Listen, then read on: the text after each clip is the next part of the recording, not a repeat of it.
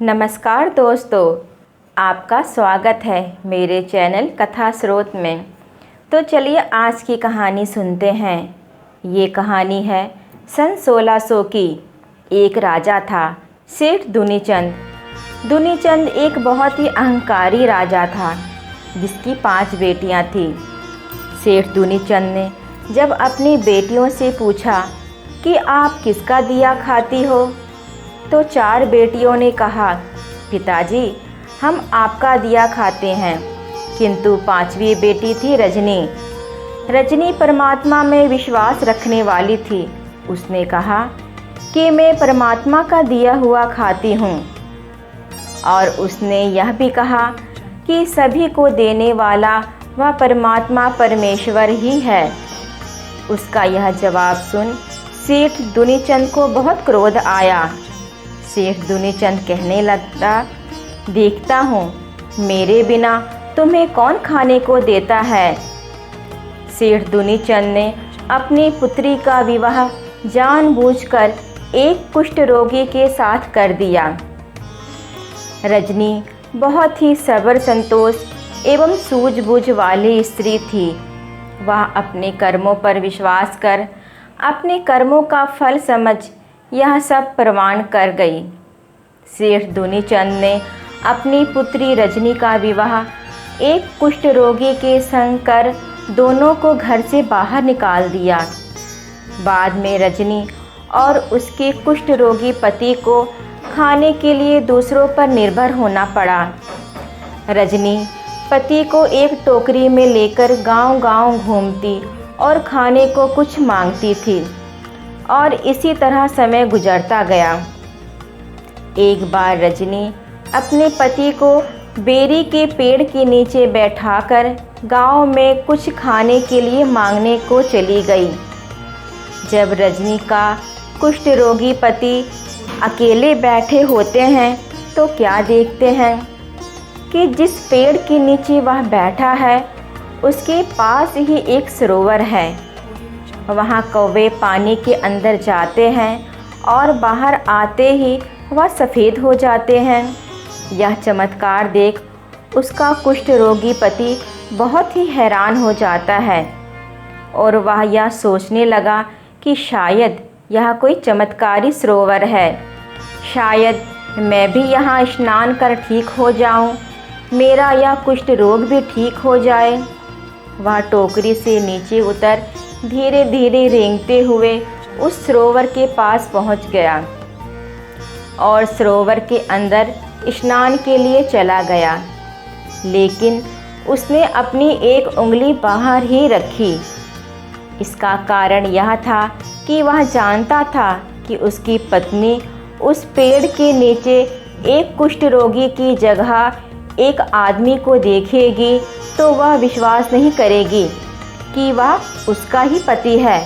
इसलिए उसने अपना सारा शरीर तो पानी में डुबो दिया, किंतु एक उंगली बाहर ही रखी थी।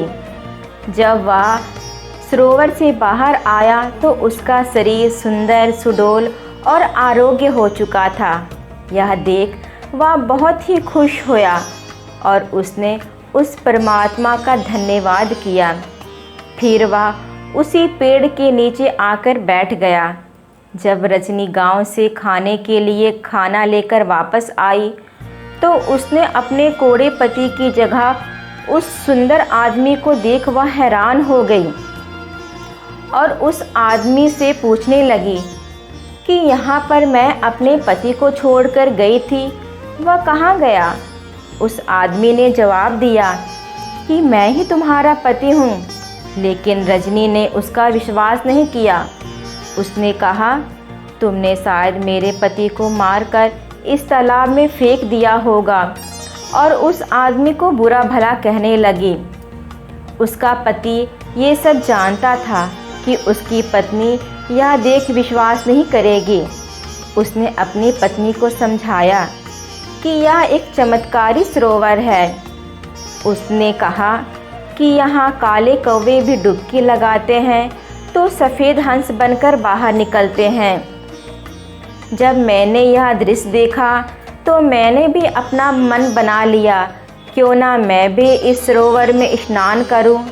जब मैंने इस सरोवर में स्नान किया तो मेरा सारा कुष्ठ रोग खत्म हो गया था और मेरा सारा शरीर सुंदर सुडौल हो गया।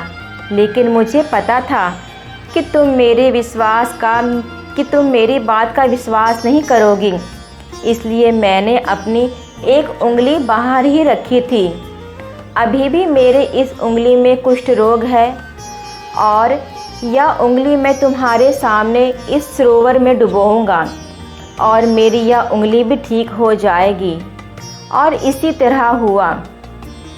रजनी के सामने उसके पति ने अपनी वो उंगली तालाब में डुबो दी और जब उसने उंगली बाहर निकाली तो उसकी वो उंगली कुष्ठ रोग मुक्त होकर बिल्कुल ठीक हो चुकी थी। यह सब दृश्य देख रजनी बहुत ही खुश हुई और उसने भी उस परमात्मा परमेश्वर का धन्यवाद किया और उसे अपनी बात कही याद आ गई कि सभी को देने वाला वह परमात्मा परमेश्वर ही है। उसने अपने पिता को कुछ गलत जवाब नहीं दिया था कि वह परमात्मा परमेश्वर ही सबकी पालना करता है। जिस पेड़ के नीचे रजनी के कुष्ठ रोगी पति ने स्नान किया वही पेड़ को दुख भंजनी बेड़ी कहा जाता है और जिस सरोवर में स्नान किया था वह अमृत सरोवर है।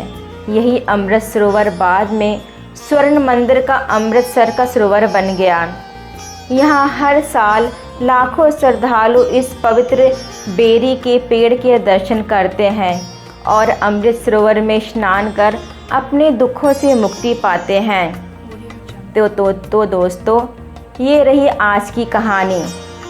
इस कहानी का यही सार है कि हमें ईश्वर पर पूर्ण श्रद्धा रखनी चाहिए, ना कि किसी अन्य व्यक्ति या शक्ति पर, क्योंकि ये जीवन और जीवन यापन के सभी साधन हमें ईश्वर ही प्रदान करते हैं और वे अपने श्रद्धालुओं को कभी भी निराश नहीं करते।